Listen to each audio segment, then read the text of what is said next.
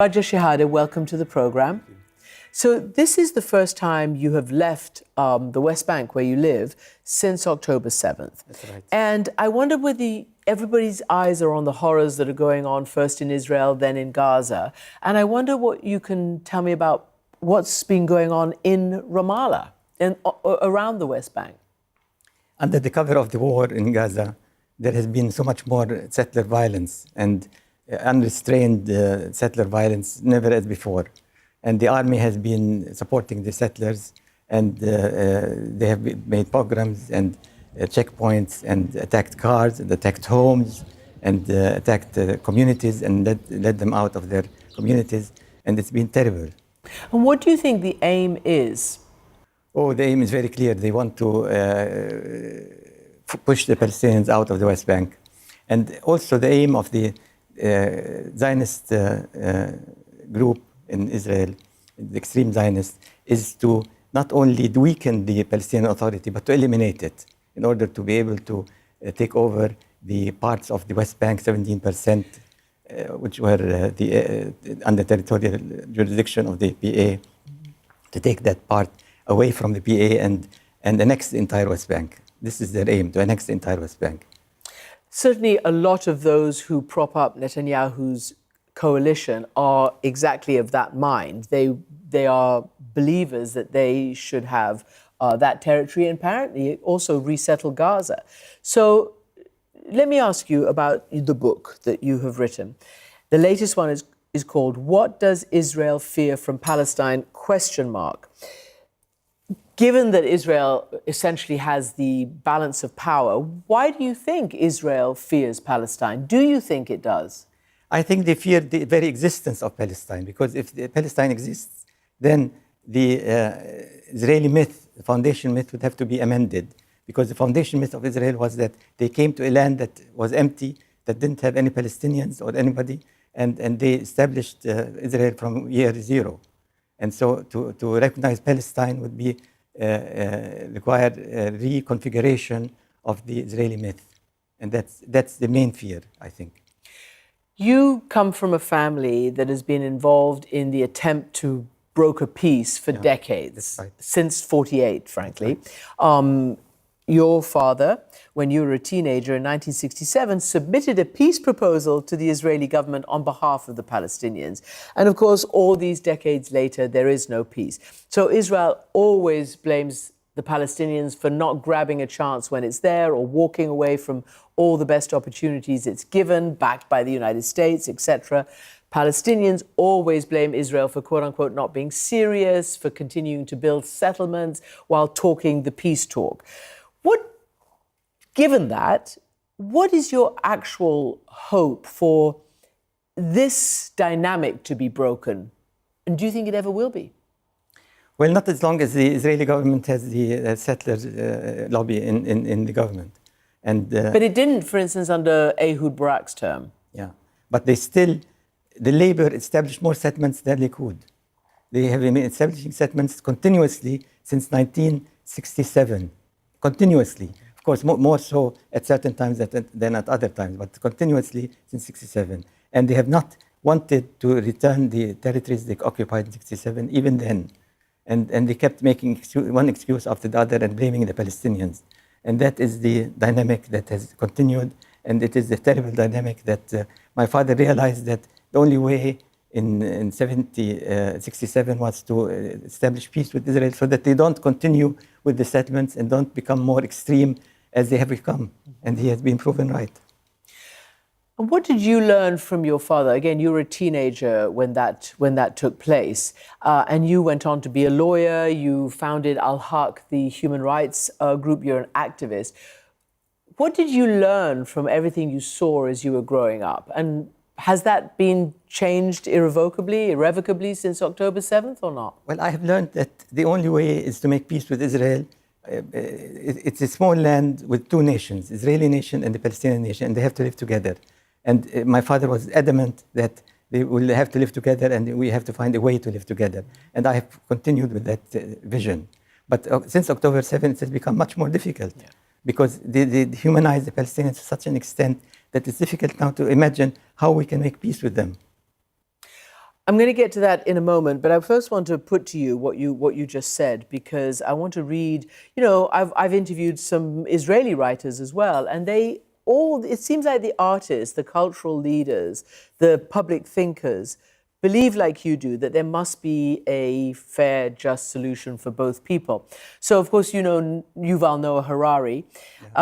He said the following, and we're just going to play this. There is a Palestinian people. They have a right to self-determination, and they have a deep historical connection to the land between the Mediterranean and the Jordan River. And at the same time, there is a Jewish people. It has a right to self-determination, and it too has a very deep connection to the same land. This is just a reality. So, do you agree with his framing? I agree that both people have the right to self-determination, the Israeli people and the Palestinian people. And the Palestinian people have been denied the right of self-determination for a very long time, and it will not end until they have obtained that right. Do you agree with what Yuval also told me, that both Palestinians and Israelis in their hearts believe that the other wants to eradicate them? I think generally yes, but I think the Palestinians have been willing to live with the Israelis and have shown that willingness after the Oslo Accords were signed, even though the Oslo Accords were terrible accords. I remember after the Oslo Accords in '93, those who were most militant said, but we have a future, we have to live together and we have to have a future. So I think the Palestinians have been ready to live with the Israelis and to make peace based on justice and splitting the land between the two people. And you talk about the militants, maybe then they were ready, but certainly not the Hamas people who have shown themselves unready and empowered. And, you know, this is what's going on in Gaza now. And more Palestinians in Gaza are daring to speak out against Hamas. And they're basically saying these guys are useless at governance. They've contributed to raining this hell on us. And we hear more and more about Sinwar himself and other Hamas leaders who essentially believe, and they've told journalists, that unless it bleeds, it doesn't lead. In other words, you know, the more blood, the more spotlight on our situation. And we spoke to a doctor who saved Sinwar's life in an Israeli prison. And he said Sinwar told him, you know, 1,000, 10,000, 100,000 Palestinian deaths would be worth, like other liberation movements, he said, Algeria, Vietnam, and etc., would be worth it if we got our rights. What do you think of that? Well, I think this is too harsh, but I think at the same time that Israel could not have continued to oppress the Palestinians and put them in an open-air prison and expect them to be calm and silent and not resist. And Hamas resisted, and they had the right to resist, because the blockade was an act of war on the part of Israel, which continued for 16 years. And an act of war can be resisted under international law. And they resisted by breaking the barrier. So they had the right to do that. What they didn't have the right was to kill the Israelis, 1,000 Israelis along the... And that was, I think, a crime, of course. You call what they did a crime? Crime, yeah. But breaking the barrier, the breach of the barrier... You're making a difference between breaking the barrier and going after military targets. Yeah, exactly. And you say it's a crime to have killed all those civilians and taken them hostage. Yeah, that's right. So tell me about Palestinian culture, because, you know, there are many people in Israel and even outside who talk about Palestinian people, but not a Palestinian people. You know, I wonder whether people you run across, you know about Palestinian literature, poetry, cuisine, farming, culture. Well, the paradoxical thing is that now with the tragedy of Gaza, there's more openness to listen and to appreciate Palestine and Palestinian culture. And they are much more open to that.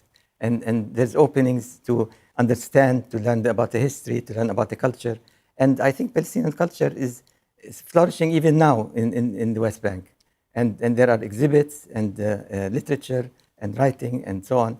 And that's, you know, the Palestinians are very resilient. Any nation who had been through what the Palestinians have been through would have given up. But the Palestinians don't give up. They're very resilient and they're very creative. One would say Jews have that in common with Palestinians as well. That's right. That's right. That's right. Yeah. You know, I talked to another Israeli writer of Fania Oz, and her father was Amos Oz. And she said that her father believed and that she believed that you absolutely have to listen to the story of the other. There is no route to peace unless you can, for want of a better word, sit down and share a cup of tea or have a meal. I assume you agree with that. I absolutely agree with But that. do you think it's even conceivable in the current conditions? Well, now that they have dehumanized the Palestinians to such an extent in Gaza, it's not conceivable because they don't think of the Palestinians as human beings. They've done such massacres and such destruction to making Gaza uninhabitable that it's difficult to imagine how they can move beyond that. But eventually we have to. When you look at what's happening in Gaza, you can see that universities have been destroyed. You can see that cultural centers have been destroyed. Terrible. You can see a whole lot of stuff that we can't see because we're actually not in there, but the local people see it and the local journalists there are telling us. Do you see an intent in terms of wiping out Palestinian culture, or do you see it as part of the general destruction of Gaza in this pursuit of Hamas? I think there is an intent. I think there's an intent to destroy Gaza and the culture in Gaza. And I think that there's a denial by the Israelis about, just as there was a denial about 48, there's a denial about the destruction of culture in Gaza and the people of Gaza entirely. Tell me a little bit what it's like to be a writer in the circumstances that you find yourself in. Well, it was very difficult to write this book, What Israel Fears of Palestine, because I was writing in the course of continuous action and updates and so on. So that was very difficult. At the same time, it saved me because it gave me something to do rather than sit and be idle and watch television and be like a voyeur looking at the suffering of Gaza. So it was a lifesaver for me. And I think writers, and also the fact that it has been so well received is very uplifting. And it's my contribution, and I feel I've made a contribution in that way as a writer.